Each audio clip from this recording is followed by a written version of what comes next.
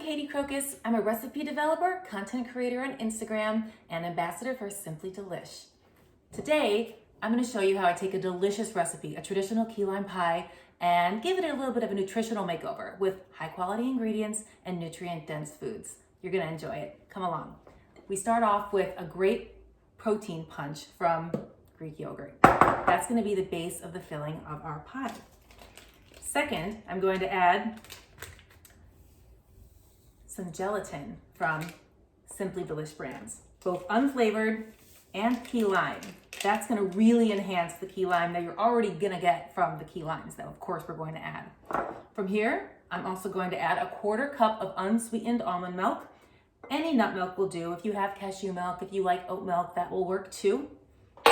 I'm going to put in a 1/2 teaspoon of vanilla cream, stevia sweetener. There is no additional sugar added, no processed sugar added in this recipe.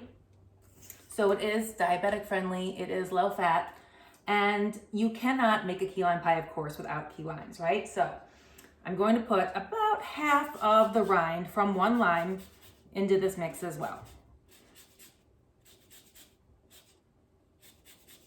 You don't taste the rind. So the rind will impart some color, a little bit of tang and some zest, and certainly some flavor, but you're not going to actually taste the little crunchy bits unless you were to try it right away. If you were to like dip your spoon in there right away, you'd probably taste some of it, but what happens is kind of magic in the fridge. It just sort of dissolves. I'm also going to use the juice of 1/2 of this lime as well. Next up, we're going to mix it up. This part only takes a couple minutes.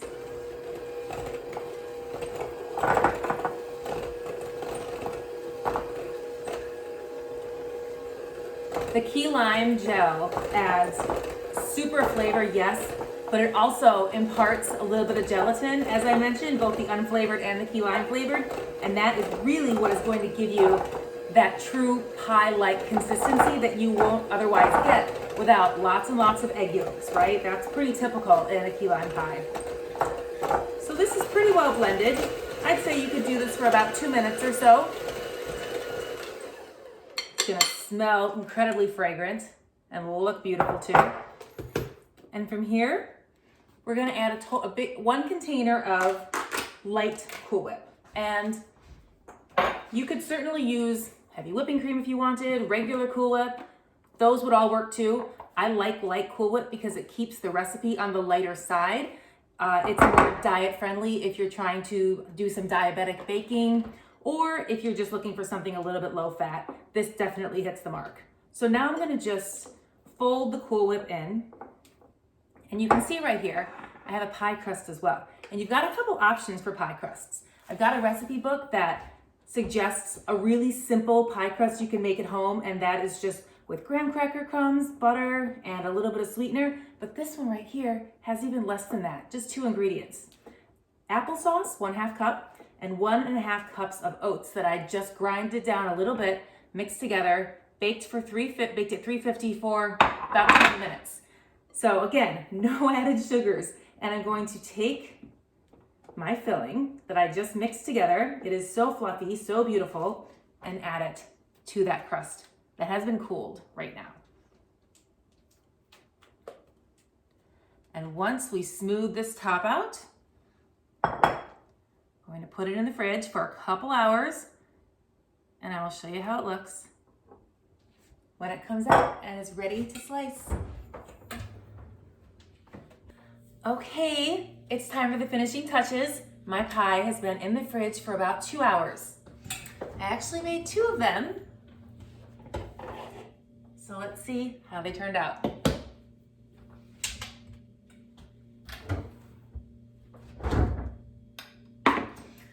So this first one is a little bit smaller.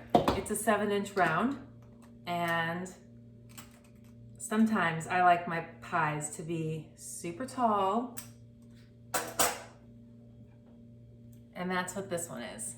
Super tall, right? Nice and thick. And then there's the more traditional crust, in looks anyway, right? Because if you recall, this is actually made from oats and applesauce, and you've got your traditional pie crust here. So this just comes from sitting in the fridge for about 2 hours after I combined all the ingredients.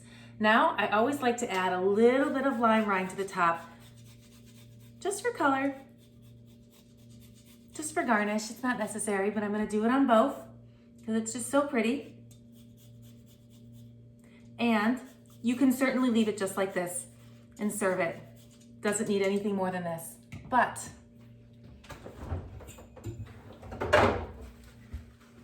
if you want to decorate it just a little, you can add a couple shushes of Ready Whip any way you like.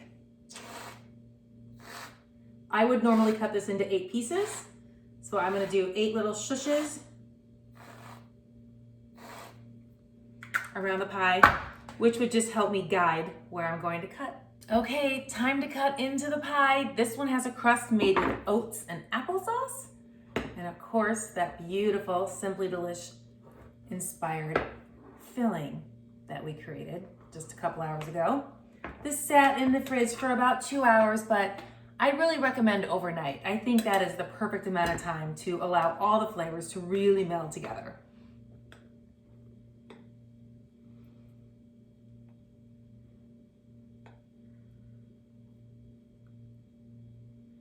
A little bit of extra crust on this piece right here. Looks amazing. And here it is. Thanks for cooking with me today. I'm Katie Crokus. Okay, time for the best part. Let's dig into them. Start with the tall one first.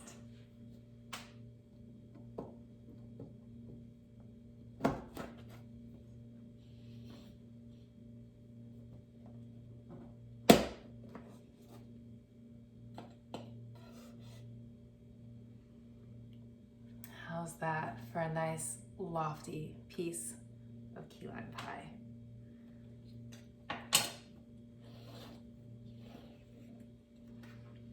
I would probably serve each of my guests maybe one of 6 pieces of this pie right here. Looks like a pretty good place to start, huh? I'm gonna dig in right now.